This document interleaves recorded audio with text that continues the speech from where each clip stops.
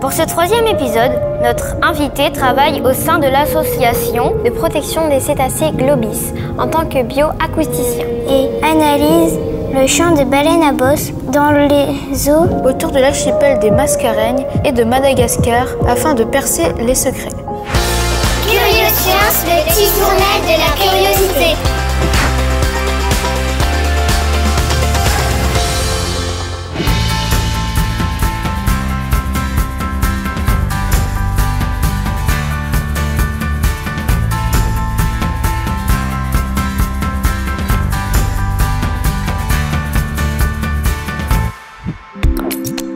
Qui êtes-vous et que faites-vous? Je m'appelle Adrien Fajot et je suis bioacousticien à l'association Globis. C'est quoi ce que vous préférez dans votre métier? La partie la plus fun du métier, c'est d'être en mer et de pouvoir avoir le privilège d'observer les dauphins et les baleines. D'où vient ta passion pour les baleines? Alors, je suis originaire de région parisienne où malheureusement il n'y a pas beaucoup de baleines dans la Seine. Donc ma passion elle est venue tout d'abord avec le film Sauver Willy qui raconte l'histoire du Nork et après à travers les documentaires et maintenant elle se perpétue ici à La Réunion. Bonjour. Pourquoi faites-vous ces recherches? Alors nous faisons ces recherches pour essayer d'en apprendre plus sur les baleines. Donc, combien il y a d'individus? Est-ce qu'on en voit toute l'année? Est-ce que chaque année c'est pareil? Et plus on a d'informations, plus on va pouvoir après prendre des mesures de conservation pour que dans les années futures, on puisse au mieux protéger les baleines et que chaque Réunionnais puisse en profiter et surtout les enfants de chaque Réunionnais puissent après en profiter. Travaillez-vous en labo ou à la plongée? Alors, nous on a deux phases pour mettre l'hydrophone sous l'eau pour pouvoir écouter les baleines. Là on a des plongeurs, c'est pas moi directement mais c'est des amis plongeurs qui plongent sous l'eau pour pouvoir poser l'hydrophone. Et après, moi, je vais surtout travailler en laboratoire, derrière mon ordinateur, à passer des heures et des heures à écouter le chant des baleines. Pourquoi le chant des baleines est-il si mystérieux? Il est si mystérieux, alors déjà parce que on ne sait pas vraiment ce qu'elles chantent, on n'arrive pas à traduire encore aujourd'hui. Au début, il faut s'imaginer que les premières personnes qui avaient entendu le chant des baleines, ils ne savaient pas du tout ce que c'était. Comme on l'entend sur des dizaines de kilomètres, ce n'était pas associé à un animal. On en essaye d'en apprendre de plus en plus, mais encore aujourd'hui, il est impossible de dire vraiment qu'est-ce que chantent les baleines. Pourquoi les baleines sautent? Alors, les baleines sautent, il y a plusieurs hypothèses pour ça. Malheureusement, on ne parle pas baleine, du coup, on n'a pas pu leur demander directement. La plus grande hypothèse, c'est qu'elles sautent pendant la période de reproduction pour faire du bruit, pour se montrer impressionnantes. C'est les mâles qui font ça pour impressionner les femelles. Et il y a aussi des théories qui disent que les baleines sautent pour s'enlever. Elles ont plein de petits parasites qui s'accumulent au fur et à mesure de leur vie. Et le fait de sauter, ça permet à tous ces parasites de s'enlever de leur peau.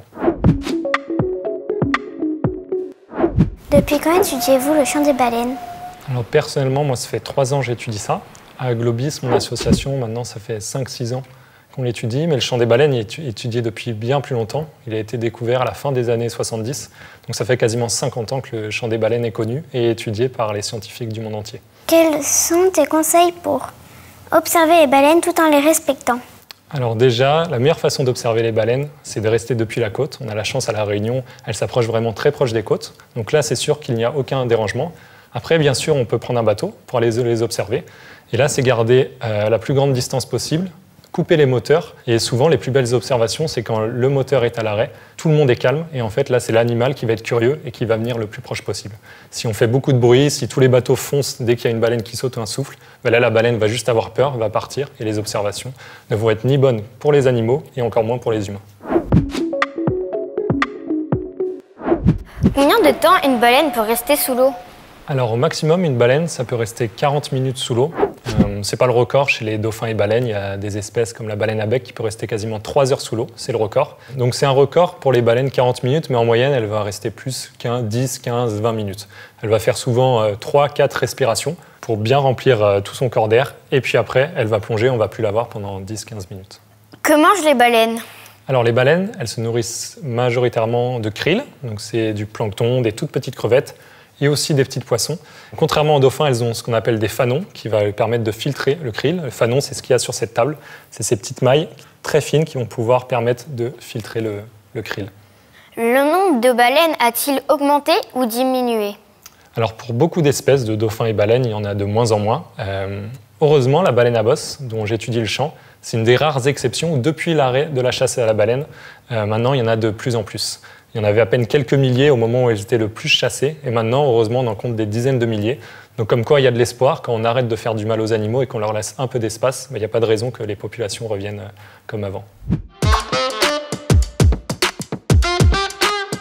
J'ai beaucoup aimé car j'aime beaucoup les baleines et j'ai beaucoup aimé parler avec le scientifique. J'ai bien aimé, j'ai adoré poser des questions aux scientifiques.